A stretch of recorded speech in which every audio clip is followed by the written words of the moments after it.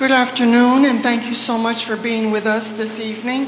We're going to start with the pledge, so would you all please stand up so we can do the Pledge of Allegiance.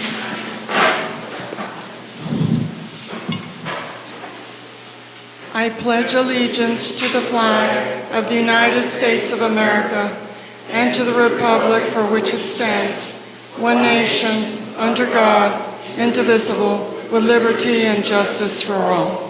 Thank you very much. I'm going to let Vish have his little say. Good evening, everyone. First, I want to welcome Judge Meme Flores. Thank you, sir. Thank you for coming and joining us.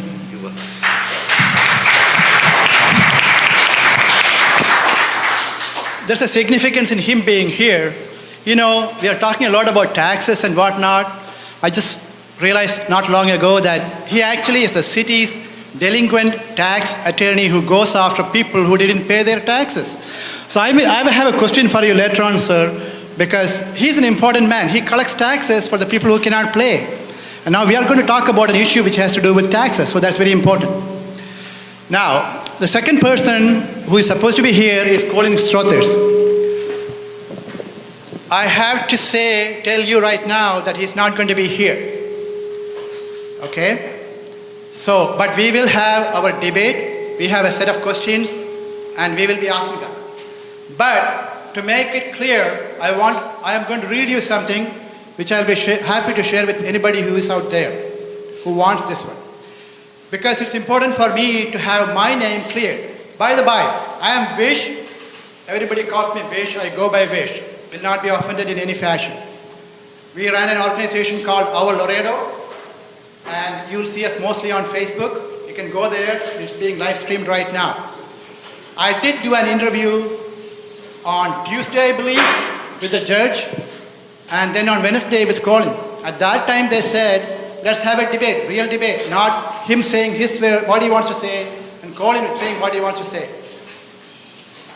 So, I'm reading my phone message between me and Colin Strother. Me. Debate set for 5:30 at Holding, Monday the 30th. Details soon. Mark your calendars. Call him. Where? How long? What's the format? Me. Intro, 5-minute presentation, questions from audience, 6 to 8 max, final closing comments. Maximum 2 to 3 minutes for each side, uninterrupted. Call him. Okay, so an hour. Who is the moderator? Who is representing their side? Me. Judge. Working on details, hang in there. Me. Again, on Sunday. Introductions, 5-minute presentations, questions and answers, and final closing. And audience can ask questions, MCs by Our Laredo, these fine folks sitting here. All set for 5:30, Holding Institute, Monday. Colin. Who picks the questions? Still 1 hour.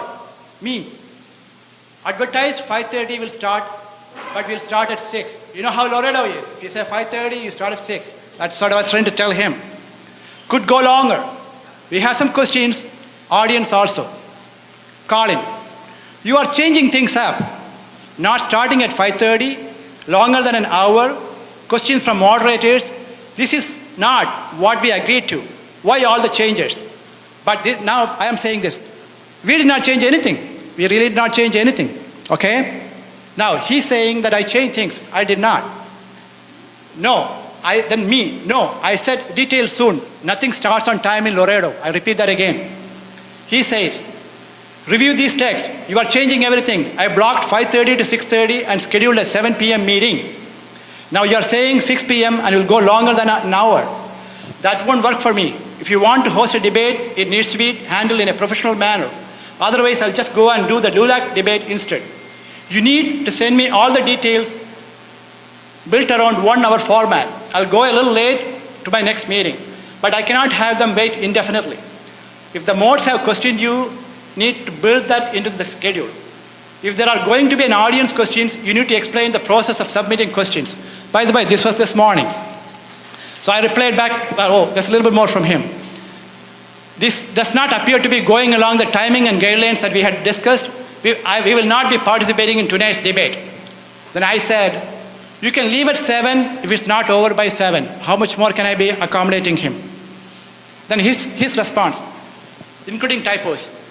No fish. We had agreed on all the different aspects, and then yesterday you decided to change them without even discussing it with me. You still have no formal structure for how this will go. You are getting the jail, but I thought that you would be fair in setting up this debate. That has not happened. We'll be holding a Facebook Live town hall and taking questions instead. Me, my last message. I have all the discussions right here. If you want to change your mind, that will be your loss. He's not here. Is he going to be here? No, he's not going to be here. How can we have a debate without the opposing side? Hanging there, sir. Hanging there. We have, like of Indo, we have many helpers, one of the moderators, Forrest Sumo and John Sabet. Those three will be assisting in the routine. We have Francisco on there doing the videotaping and the sound. We have about 12 questions that we really ask him. If that's a question that he cannot answer, he doesn't. If somebody doesn't answer, then you are not getting the transparent people the other side. You all, if you want, you will be able to talk here, give me your name, please ask the question for over 3 minutes, you say whatever you want to say, but please give it to us to speak. He will give you a chance to talk. And ask questions to the judge, and in the absence of the foreign, you can ask the question. It's up to you to answer that. Thank you very much. Judge, are you ready? I'm ready. I'm handing it over to the moderator. If you want to talk, we'll call you back when this is over.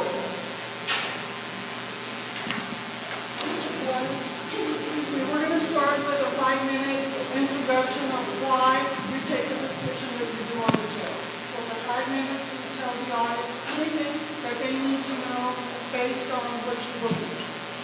Thank you very much. And then we'll ask you questions. May it please you. My name is Manuel Flores. I've been a licensed attorney since 1975, and I've spent my whole career practicing law here in Laredo, Texas. For 24 of those years, I was a judicial officer, first county court at law and then the 49th Judicial District Court. I claim to have some specialized knowledge about judicial procedures when it comes to incarcerating people. Let me just tell you, I became very much alarmed when I first heard about the plan to build a county jail for $125 million. I thought it was a little too much when I saw the amenities that it was going to have. I called the county judge's office and I made it known to him early on that I had some very serious concerns. Now, the county judge didn't answer my call. He sent a public information officer to take my questions. And so I left a bunch of questions. The first one out of my mouth was, how much interest are we going to have to pay, and for how long a period of time is this bond issue going to be over us, like a cloud? I wanted to know if there had been an audit of the jail to see what kind of prisoners they had in there and why they claimed that it was overcrowded. Then I wanted to know why they were going to have to buy so much land, why they were going to want a training track and a gun range and all the other amenities. I wanted to know how much it was going to cost to man this new jail. And I wanted to know how they were going to plan to house federal prisoners in the old jail. I wanted to know if they had audited to determine what the true cost was to house federal prisoners. My questions went unanswered.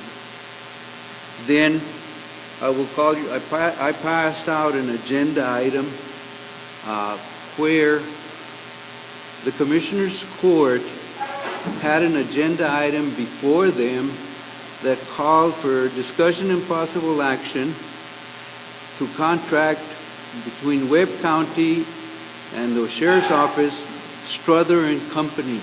And the duties that the item said was that he would engage in analysis, strategic planning, informational dissemination to public, including gathering of factual data, dissemination related to public safety, and other matters related to the proposed new jail facility, to be paid out of federal forfeiture funds under the Sheriff's Department.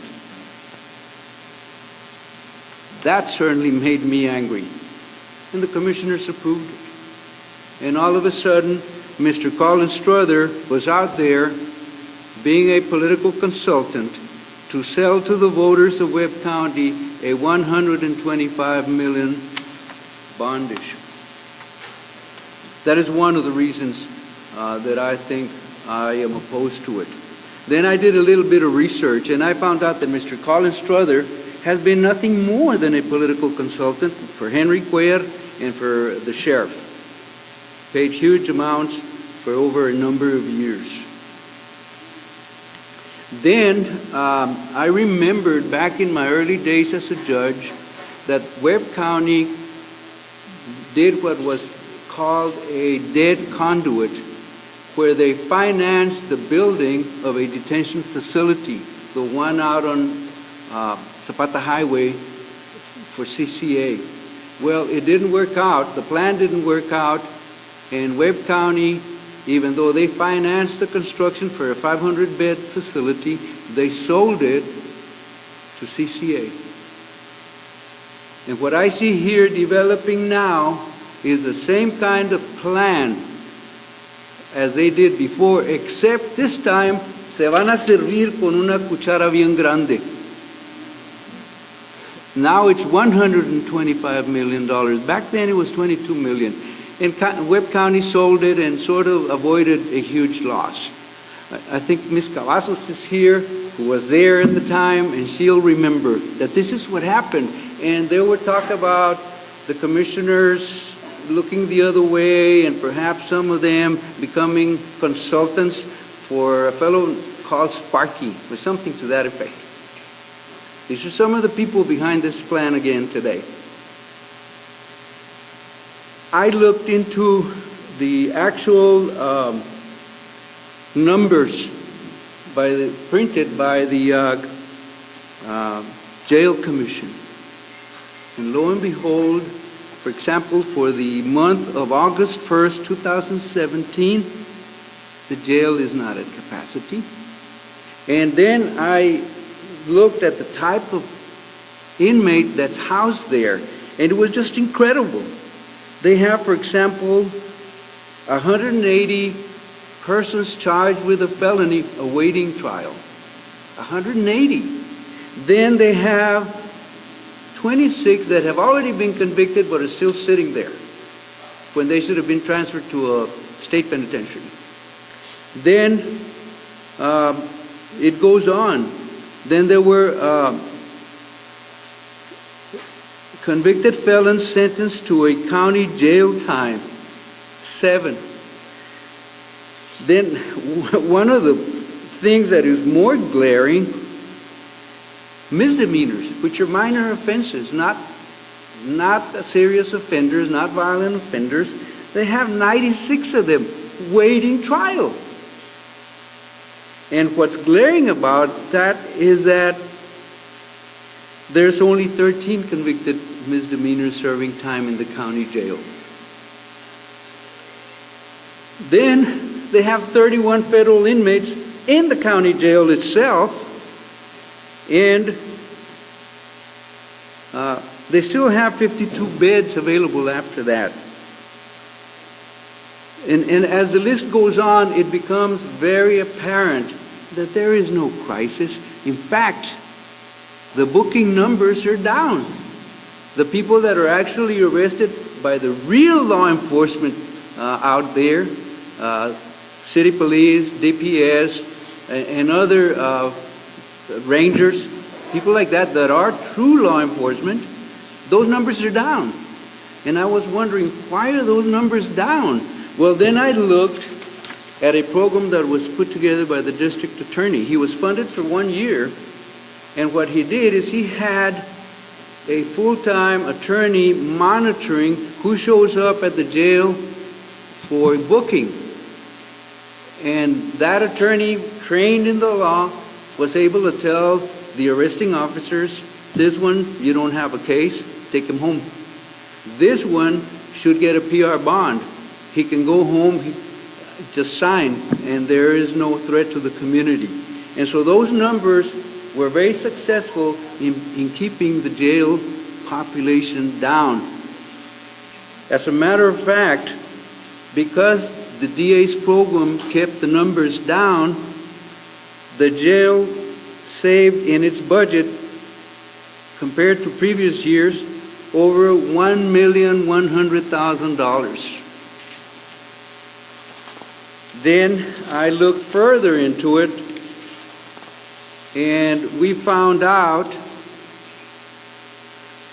that the difference in the amount of money spent to house inmates in other county jails, because supposedly it was full, had changed, that it was way down, that it was no longer necessary to send people to Brooks County or Willacy or wherever they were sending them.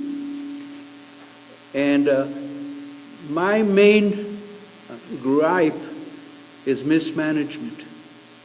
That if there were effective management, if people would get tried faster, if they would get paper ready and be sent to the penitentiary when they're ready, if people would be able to talk to their attorneys and make bond when they're entitled to bond, that we wouldn't have the numbers problem that we have.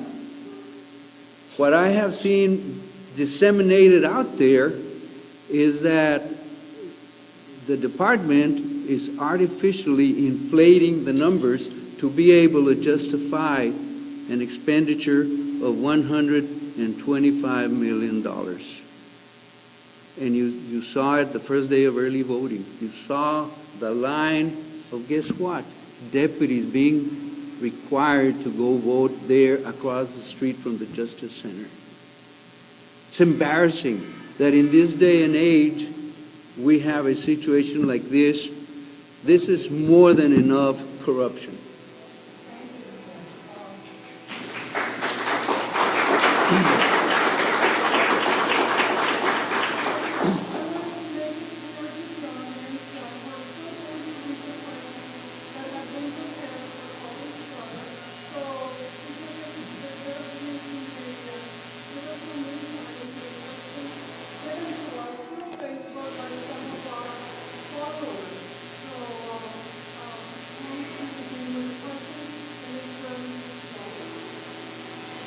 This was a question for Mr. Struthers, but if Mr. Flores can make a comment, we would appreciate it.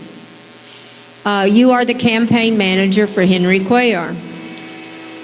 Henry says that many people, both in the political arena and out, mischaracterize the southern border region as a very unsafe place to live. But today's numbers for yet another year paint a very different picture. These statistics clearly show that some of the safest cities in the United States are on the U.S.-Mexican border. The murder rate is actually higher in Washington, D.C., where I work, than in McAllen, El Paso, or Brownsville, all along the Texas border with Mexico. These numbers should cause people to rethink some of the things that they may have heard about the region. Misinformation like this hurts our economy and makes it difficult to attract skilled workers and encourage investments. So is his brother, Martin Cuellar, and you, the campaign manager, painting a different picture than Henry Cuellar? Is Martin right, or is Henry right?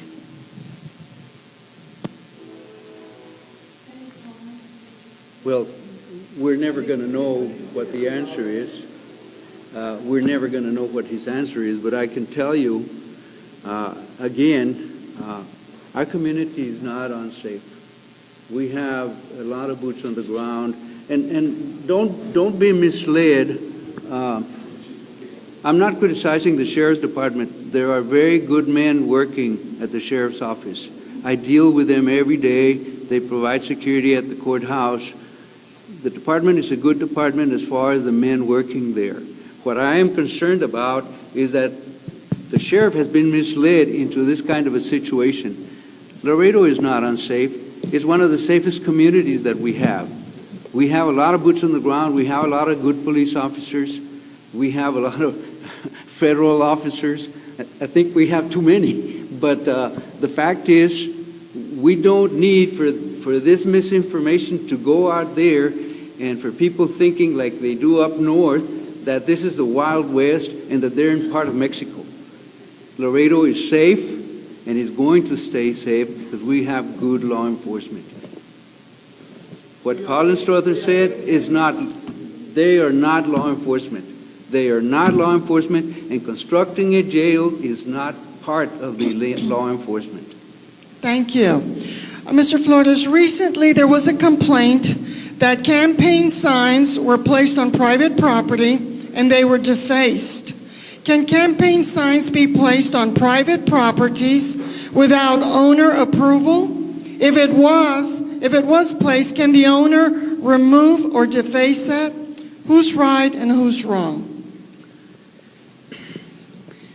Well, it's really a trespass on property to go on there and hang signs on somebody's fence without their permission. But once you hang something on there, the owner of the property can remove it, can deface it, can tear it, or can write no on it.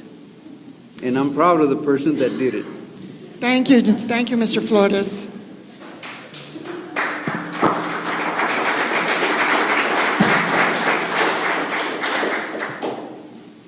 A request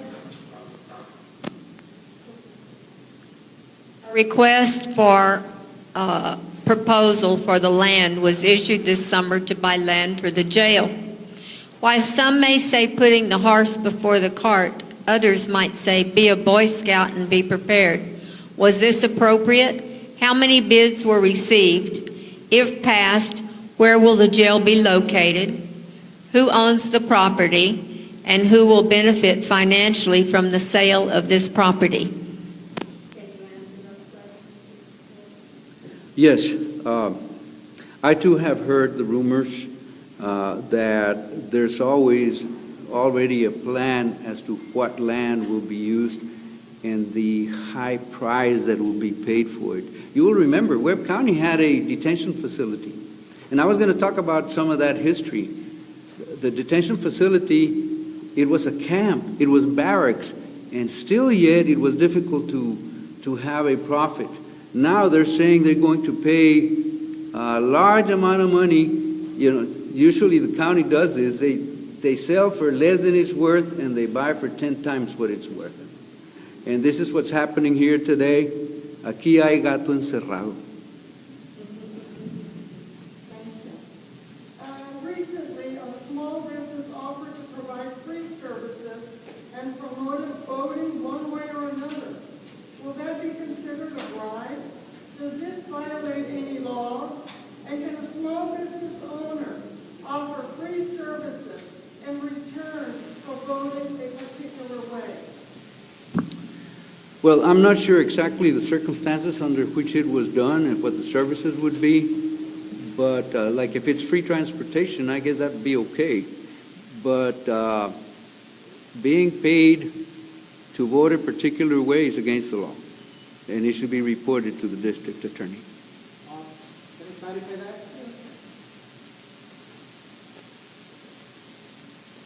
It was not transportation.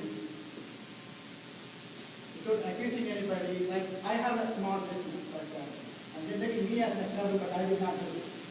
So if you come to my business, I run a postal business, and I say, you vote in favor of proposition A, I'll give you a free stamp. Or I will not put your package for free purchase. Can I say that? Well, that's sort of on the cutting edge, but I would advise against it.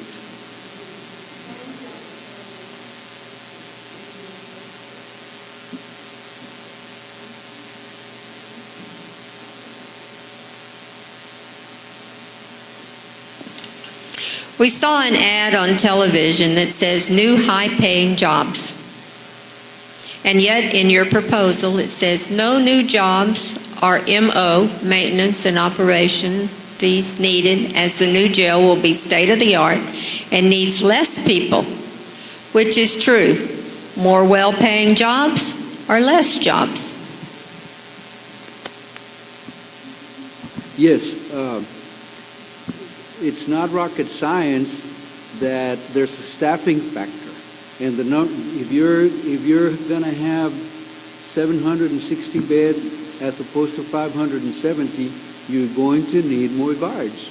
It's that simple. And so it's going to cost more. You know, this idea about, well, they're going to have this technology with cameras, with pods that will be able to keep control and view more people, that may be true. But cameras don't put out riots. Cameras don't put out fights. And cameras don't put out fires. You need the guards, and they're going to have to be there, and the jobs are going to be the same. That's all there is to it. But again, I stress the fact that they are going to need, if we get this new jail, there's going to be a tremendous manpower expense. If it costs $17 million right now to run the current jail, it's going to double. It's going to be $34 million. The county can't afford it. In the end, they will go bankrupt.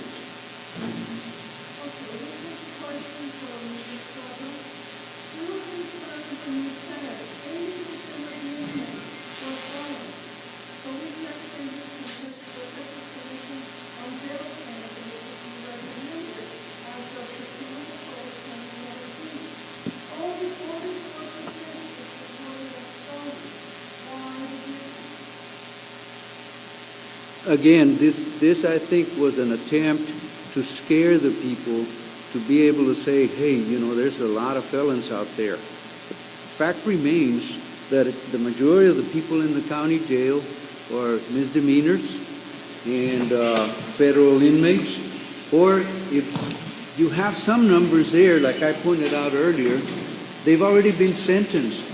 They should be going to the penitentiary. They should not be sitting in our county jail eating for free at the expense of the county.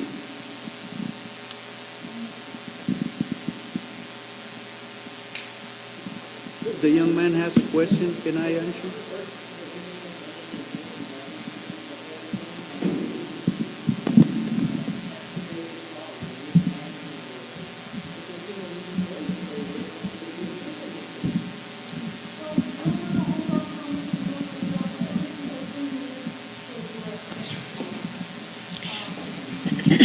We are an incarceration nation.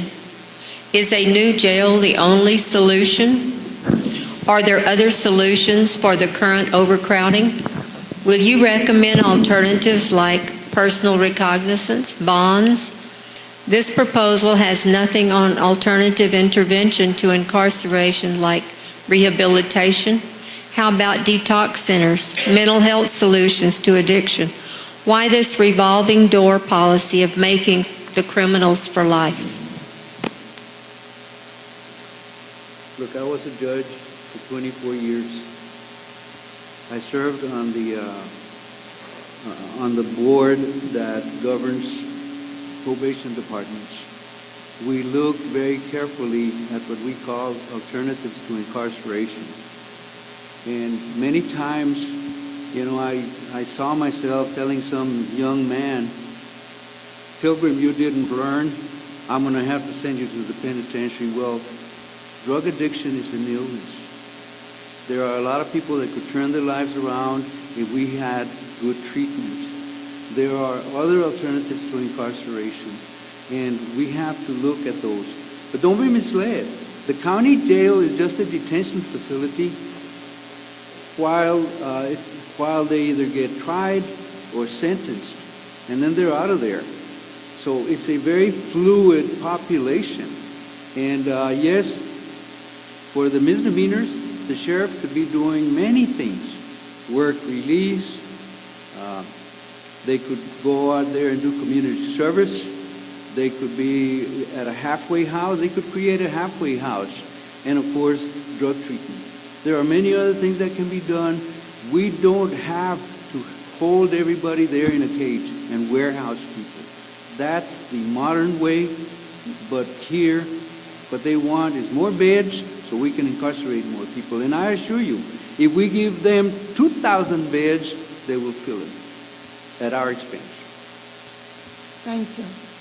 Local taxpayers have grown increasingly vocal about their local government's reckless spending. Is this current climate conducive to a $125 million jail bond? Bexar County built one last year for $32 million. If we can refurbish the old jail for under $10 million and make it newer, why not? Isn't there a lot of wasteful spending in the county? This is a subject on which I've talked about before. The Sheriff's Department already has some administrative offices where that old bank used to be, there on San Bernardo and Victoria, I think. There's some land there. They could condemn some of that land and build another facility there. It doesn't have to be a huge facility. It could be an annex, and it would be connected. You could even use a walkway to connect the old jail with that area. They have the Tex-Mex lot there. It's empty, just sitting there. There's many alternatives that they could use, like I said, to avoid a new jail. Besides doing some alternative to build a smaller facility and refurbish the old one, they could do a halfway house and use some of those programs that we talked about to bring down the jail population. We don't have to have $125 million spent. You know, they said, well, it's not safe. They put this out there. It's not safe to have a county jail downtown. But then in the same breath, they're saying, but we're going to refurbish it and make a lot of money housing federal inmates there. Cartel members, drug traffickers, and dangerous felons. This is what they want to do to you. And the only fallacy there is the old jail cannot come online until they build a new one. And that would be 2 or 3 or 4 years down the line, and you're not going to see any money for those years. And who's going to pay for that bond issue? The Webb County taxpayers. It's another fallacy. Thank you. At present, prisoners are moved through a tunnel between the jail and courts. Transporting inmates from the new jail to and from the courthouse will increase the risk to the public and make the cost of transporting inmates skyrocket. Why is this a good idea?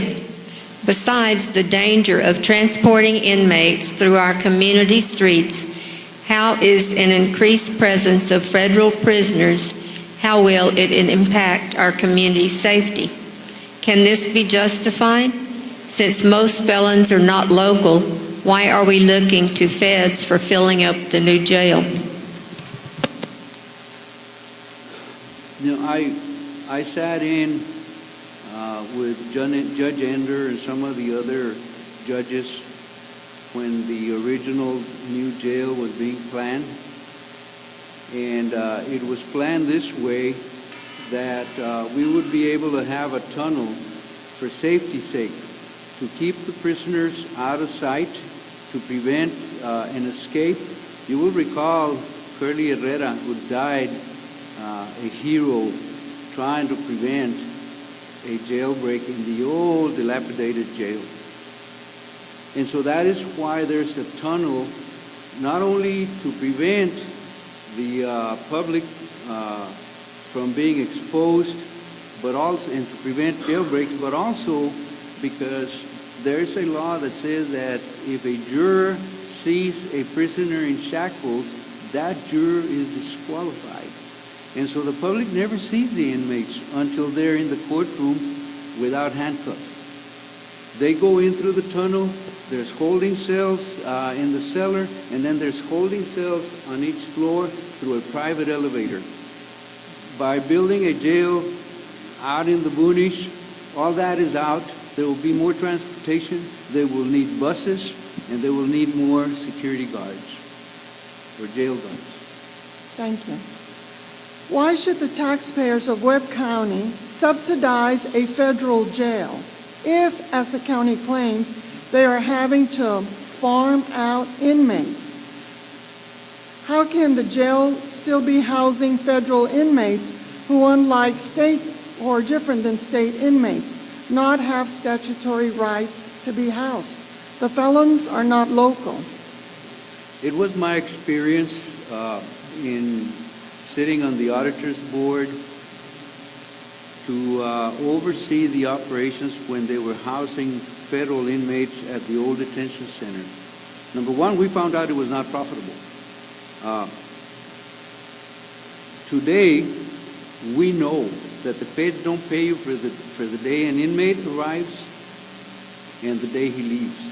And then the turnaround for them to pay you is about 6 months. And sometimes, because of the billing procedures, they question the billings.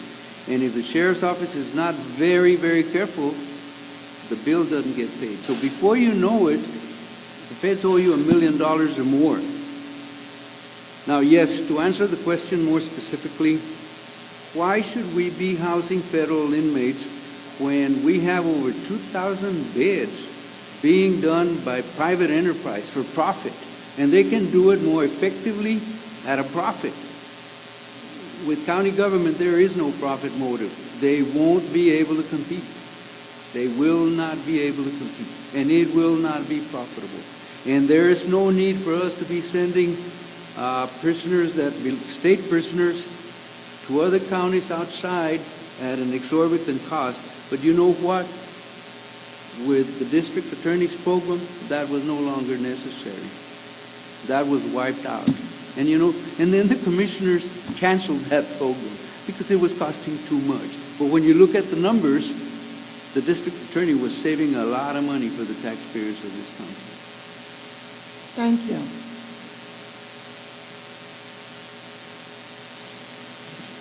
I don't know if you know or not, but there's a pro-jail kiosk at the Mall del Norte. And we're just curious on if you know how it might be being funded. Is it being funded by forfeiture funds? If this is the case, isn't this using public funds to lobby for the same public to vote for the jail? I also have another question that's not written here, but it applies to the same thing.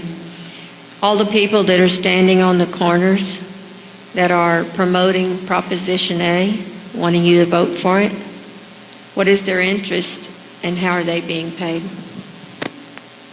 It's going to be difficult to find out who's funding this. They're supposed to report it. It's probably from private institutions. Like I've already mentioned, GEO, for example, is one of the primary contributors to Henry Cuellar. I don't know if they have any interest in this, but it certainly raises my eyebrow. Knowing how public political officers prepare their reports, they're probably not going to report it until after the election. Then it'll be too late. We're never going to know. If they can justify paying Colin Strother out of federal forfeiture funds to be the mouthpiece for the sheriff's department, I suppose they can try and justify using those monies for political purposes. I mean, you have deputies in uniform passing out leaflets there at the Justice Center. Thank you. Mr. Flores, why are we in the jail business?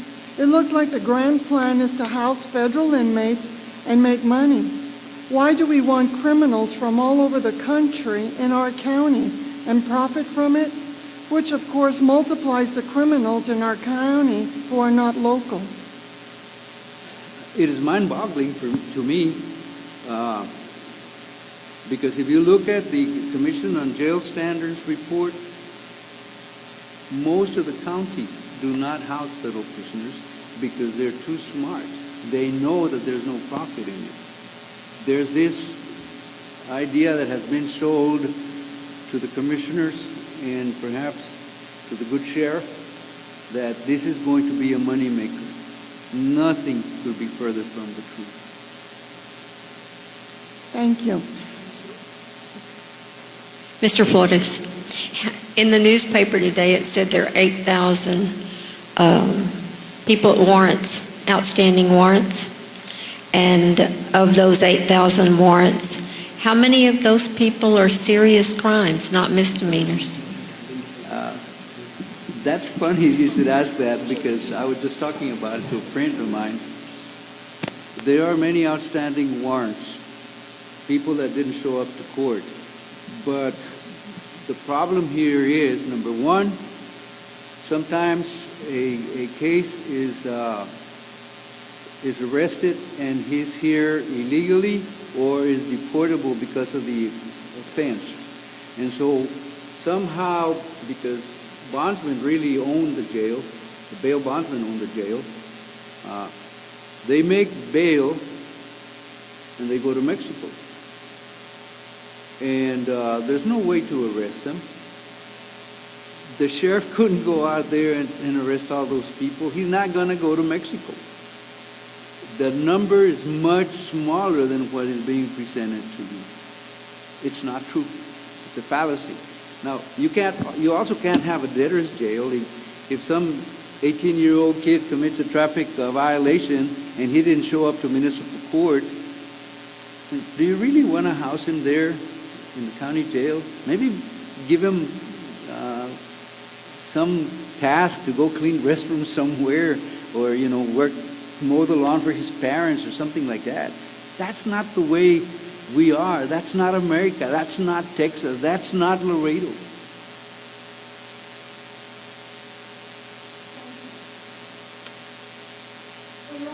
Start this.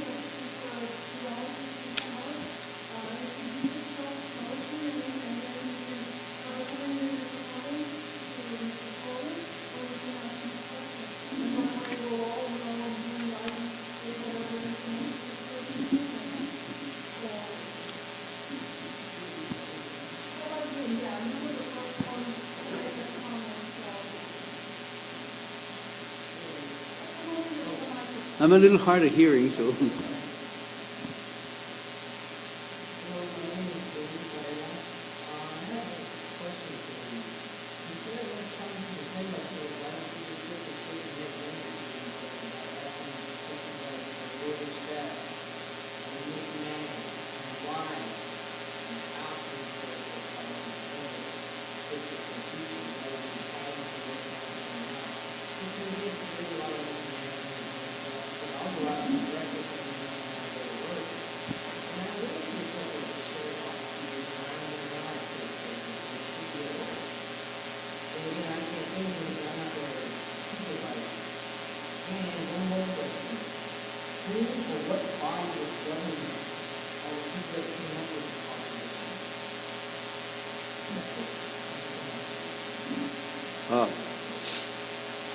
It's difficult for me to answer this question because I'm pretty much a critic of how things are done here.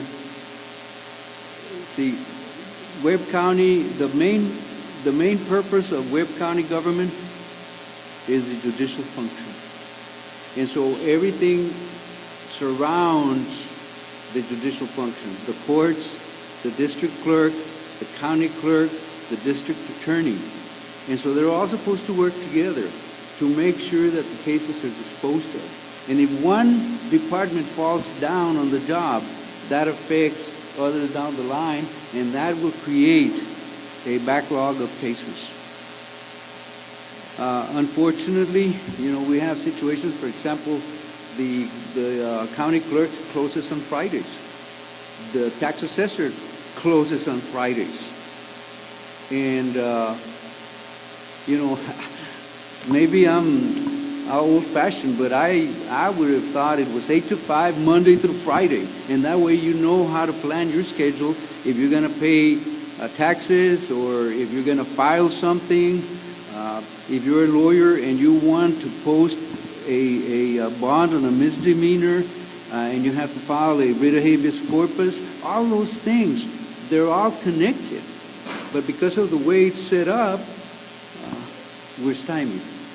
And so that's the answer to your question. Yes, there's a lot of fat. There is no profit motive in county government.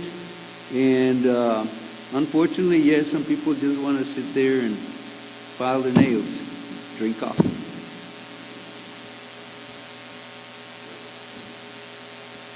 Nobody's going to be happy in county with my answers, but that's the truth.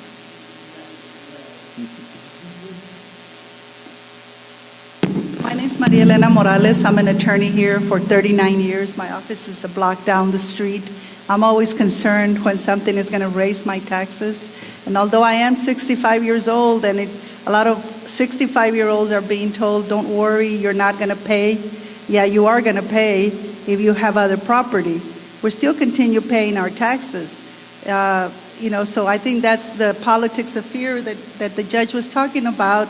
It's like there's a lot of people out there that need to be incarcerated. A police officer finally told me, Ms. Morales, give it up. The sheriff has told us that we are not to arrest people that don't give the jail any money, meaning federal inmates. So if you're committing crimes in downtown Laredo, you're not going to be arrested because they don't want you there because you don't pay. The city's not going to pay the sheriff's office. So my question to them was at a meeting, okay, so if you get 752 more beds, are you going to arrest the people that are stealing in downtown? And they said, well, we still have to prioritize. We still have to categorize them. I said, the answer is probably no. I'm the one that prepared this. I'm the sole author. I'm not an accountant, but I did the best that I could on this little sheet based on just to contradict the information that the sheriff put out in this little leaflet. Because in this little leaflet, if you go, my home is worth $100,000 up to $300,000, he puts what the maximum amount of money it is going to cost us to fund this jail. And in my little explanation, I put down the actual increase, which is very different from what the sheriff has. And one of the things I want to raise up, and I can give them to you, I'm the sole author of this. Nobody told me to do it. Nobody urged me to do it. I did it on my own. I like numbers, and I like to know how much it's going to cost us. This is a bond issue. The collateral is taxes. So when the sheriff says that we're going to make money from federal inmates, that means that money isn't going to pay for the jail. That money is going to go to his funds. It's not going to pay for the jail. I wish he would say, the $6 million that I intend to make from the federal government, I'm going to pay it back. I'm going to pay this bond back. That's not what's going to happen. This is solely paid by our taxes. So that, make no mistake, the $77 million that it costs to operate the jail right now at 576 beds, it'll be a lot more for 750 more. So that is based, this number, this actual increase is based on the present operation expense on a yearly basis. $77 million. $125 million, that's only the beginning.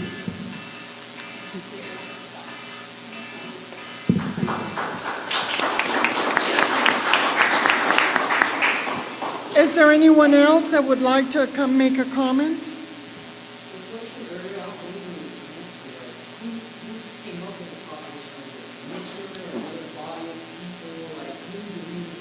Yes, sir, I neglected to answer that question. And I suppose the best answer is unknown.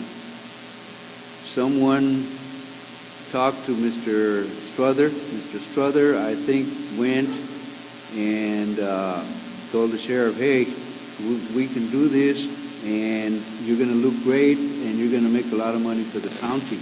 And he bought into it. And then they went and sold it to the commissioner's court. But who is behind it? Your guess is as good as mine. Is there anyone else that would like to make a comment?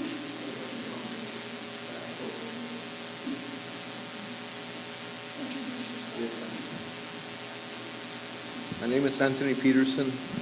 I want to ask a question having to do with some things that have come out recently about these guards that beat up some prisoners.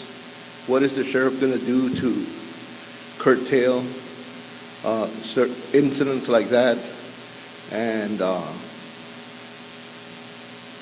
also, where prisoners have wound up, being hanged. Some people might think that, there's something strange happening there because of the camera angles. I mean, are the cameras being angled correctly to where the prisoner will not, be in jeopardy? And also, I read some time ago that in some jails, some of the elderly and disabled people were dying because of lack of air conditioning. What is being done to remedy that situation? Thank you very much. Well, the only thing, Mr. Peterson, the only thing I can add to that is, yes, there are sometimes bad apples everywhere. I can't say, that anyone is at fault. It is a good department. Like I said, there's a lot of good men and women in the department, and there's a lot of good men and women in law enforcement, and they sacrifice a lot to be there. Unfortunately, we do have some bad apples from time to time, and the only thing I can say is, bring the Rangers in.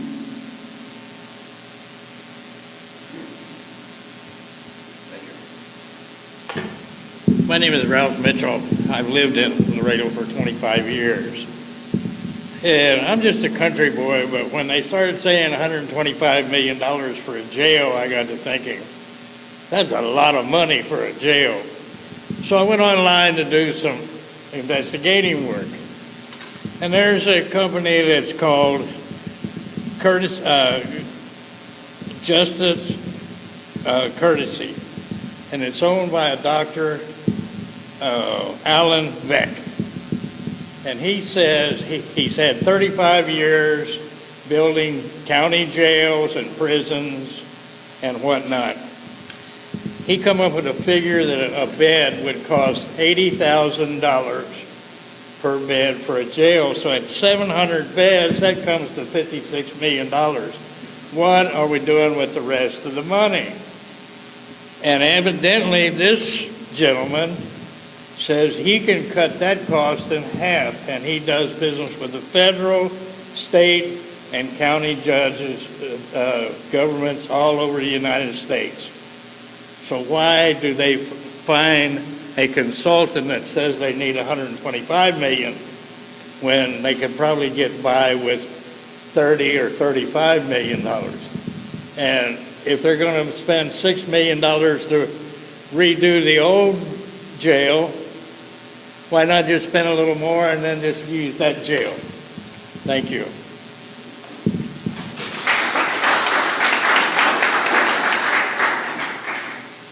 Any other questions or comments?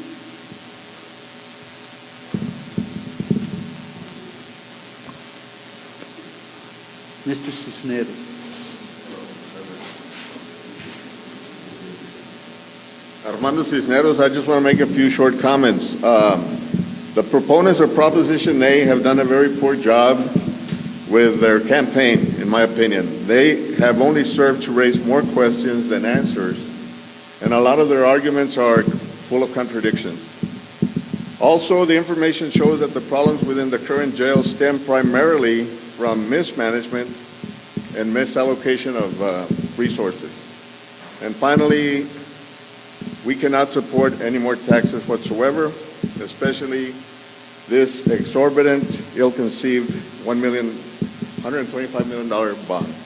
Thank you.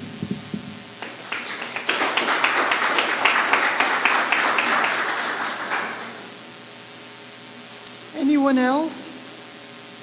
Does anyone have questions? Well, come on. Well, we're here to be educated, so we need everyone to ask whatever questions they may have, because Mr. Flores will answer them for us.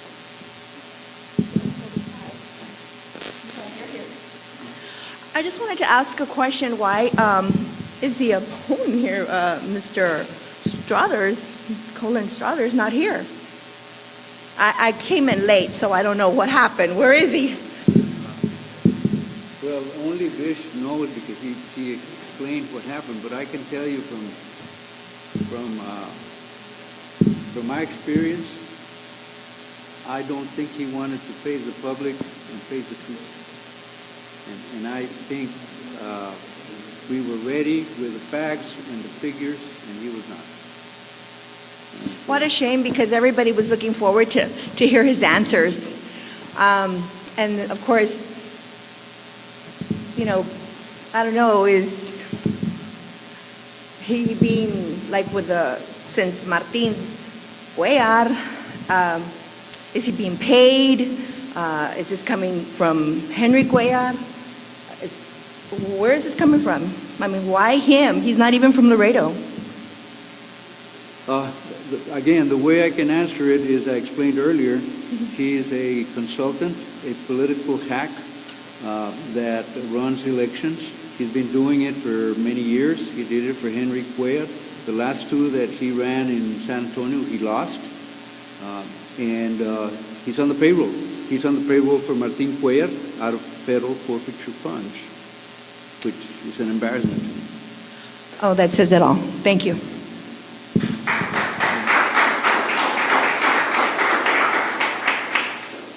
Anyone else? Okay. Isn't there a state regulation that a jail can never be full? You can never have all of the beds allocated to prisoners. I'm not sure. I think somewhere somebody said that in the battle about this Proposition A. And I think it was something like you can only have the jail filled 80%. Is that true? I don't think so. The Commission on Jail Standards, I was reading from one of their printouts, shows that some of the county jails, and I'll give you a copy of this, are at 90%, 87%. I think I saw one here that was at 100%, yes. Armstrong. Armstrong County? Yes. 96% for Bexar County. So it depends, I guess, on the facility. But the fact is, they're trying to say, well, we have a problem with the way we classify some of our inmates, the female population, things of that nature. But from what I've seen so far, what they've said, nothing is credible. You know, they've made everything up. And if I may, in closing, to say, I'm a native Laredoan. I was born here. I love Laredo. I've devoted my whole life to public service. I believe in good, honest government, and that's why I'm here.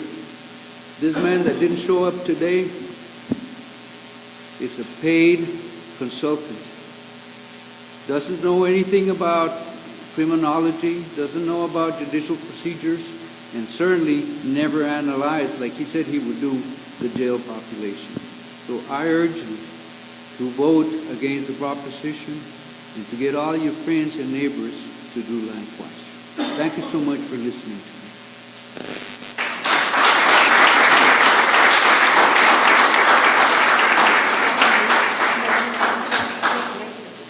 Are we through with the questions? Yes, sir? Okay. Come on up.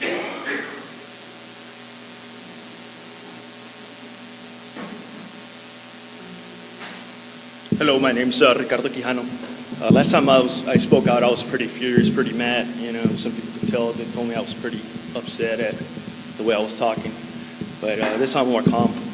You know, when you hear $125 million bond, you know, it kind of raises an eyebrow. You know, it's like, what's going on? Why 125? I'm trying to do some research, going at all angles, but at the same time, you know, there's too many inconsistencies here. You know, I want to know more from Colin exactly what's going on, get those answers. Unfortunately, he was not here. I think Henry Coar should have been here, in my opinion. Local official, bottom line, let's deep down what exactly is going on, why, and 125 million is way too much. To me, hearing all this, what's going on in our community, it's, to be honest, lack of confidence in our political, elected officials. That's what I think. I think we're losing faith, we're losing trust in them. If we have not lost faith, I think some people already lost faith and trust in them. And I think that's what it is. Martin Cuellar, come on, what's going on? Whether it's from the county, where does Tano Tijerina stand? Where do we hear him stand? Last time, I was watching the news was saying they wanted to cut jobs because they were already in the red line for the insurance. They're raising, the premiums for the people with the insurance. What is going on here? Like I said, with their county or with their city, what's also going on in the city with Vidal, Vidal, trust, here, same thing with Martin, what's going on? Come on, step up to the plate, answer some questions. I know you're a busy man, but hey, you took the job, step up, come up, and answer some questions here with Mr. Judge Flores. Don't send an outsider. We're here locally, let it stay locally, what's going on, let the people get informed what's going on. It's just the people, I think they're just losing faith, in our elected officials, our voters, what's going to happen. I'm going to restate state it and state it again, what's going on. That's how I feel. We're losing confidence, trust in our officials, and we'll see what happens. It's just a comment. Thank you all.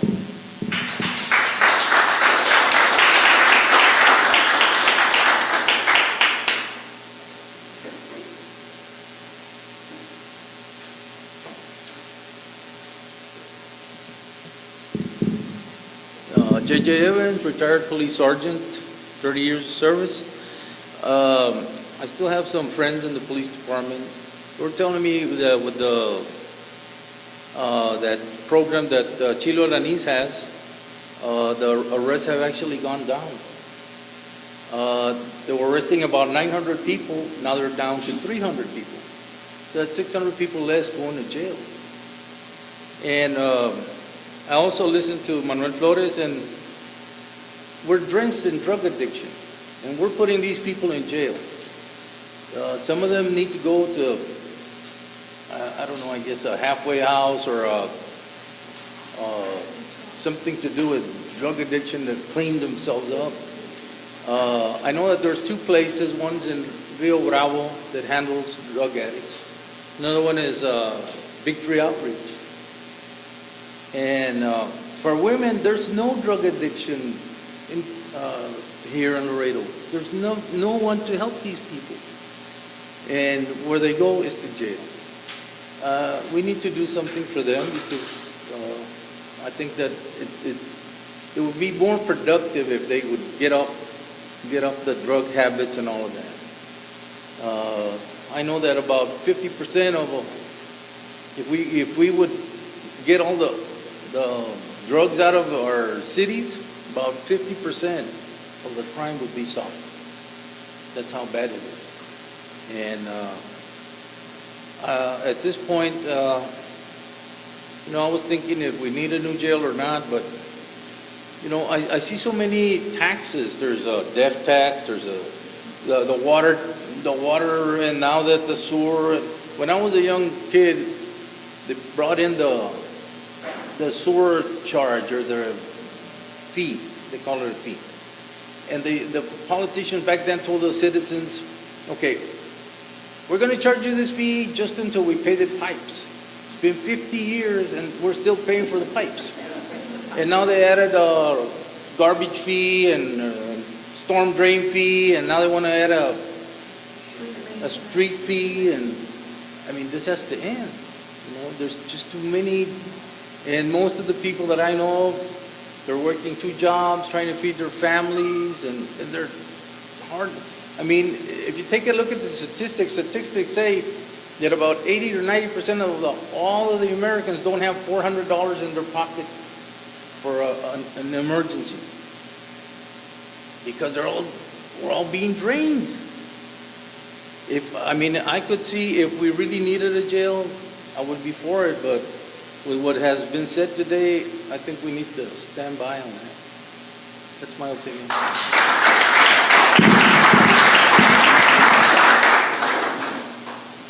Are there any other questions? I do have to tell you that we were at City Hall talking about the street maintenance fee, about Vidal Rodriguez, and we'd love to see you all there, stand there with us, because we go and we want an honest government. We want a transparent government. And if you can't go to City Hall, well, you can look us up on our Laredo. We give you the highlights, blow by blow. So anyway, you need to get involved, because otherwise all of this is out of control. So I'm going to hand the microphone to Vish so that he can close out. Thank you so much for coming. And before he does that, I do want to thank Vish. When I offered that I wanted to debate, he put it together. And I wanted to debate the sheriff, not Colin Struthers. But eventually he said, well, he's the only one that's willing to do it. But my challenge goes out today. I'm still willing to debate the sheriff on this issue.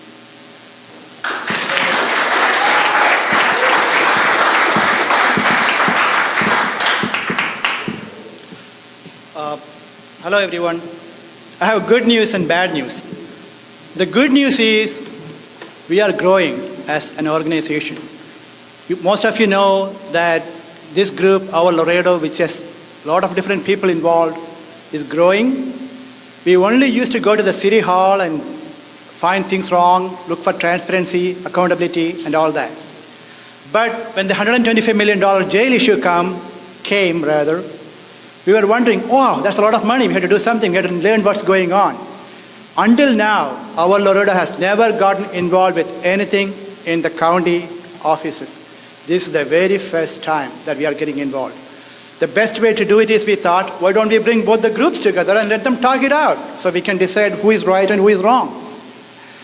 Our efforts were only partially successful because only Judge took it upon us. Thank you, Judge, for coming here. Appreciate that. That was not our goal at all. We actually wanted Strother on the other side looking at it. I will tell you what happened because I mentioned that earlier. So the bad news is, now our Laredo is also looking at the county. That may be a bad news for a lot of people out there. This is the first time we are doing this, okay? There's more to come. We have organized. We are stronger than ever before. I cannot get the cat out yet. We have formed something. We are growing. We are going to have our chapters in other areas. We will be looking at the city, which we have always done. We'll be looking at the county, LCC, LISD, and UASD to come. We have some students starting their chapters in their TAMU and LCC happening. Again, I'm not going to say everything yet, but we are going to be more organized than what we ever were before the last 2 years. We are growing. We are a force. You, the people, are the ones who supported us in our Laredo Facebook pages. Check it out. We have tried to bring all the facts. We have given opportunities for both sides to talk. We have never cut anybody out, and you are welcome to talk. That's what we want. We don't want to silence anybody. We want the transparency. If you are right, you are right. If I am right, I am right. Doesn't matter. The truth, and you all can make the judgment calls whether who is right and who is wrong. Having said that, I want to thank all of you for coming here. We had some small expenses. If you can give us $5, $10, we'd appreciate that. We have never gone for borrowing money from any of you before, and that's not our intent at all. Everybody who works for our Laredo are totally volunteers. They volunteer their time and their efforts. None of us gets even a coffee from any funds that we collect, because we don't. We put our own monies into it. That's how we have run it so far. People have been asking, who is funding you? Nobody is funding you. I fund myself. When I need money, I put it from my pocket. So does Melly and everybody else sitting here. We have not gone from anybody else. There's no donor to us so far. That's going to change. That is going to change. But we will come to that later. We don't want to announce that yet. We are going to form a pack, and we are almost done with that. So we will be more official and more thing. If you can help us a little bit, we'd appreciate that. We didn't want to take a stand. We are going to go back and discuss after hearing everything we heard and the lack of transparency from the other side. I really don't see how our group cannot say no. It's impossible because they have not spoken the truth. They have not given us the details. Even when he said 80% of the population was felons, we came back with the right numbers. He said he was brushing us off. If Colin is the spokesperson, he should be here defending himself and telling us, these are my numbers. This is what I believe in. He did not do that. That itself to me is a no vote. That itself to me is a no vote. Anyway, the group will decide that. I'm just saying that. Very, very frustrating. Thank you all for coming. Enjoy the day.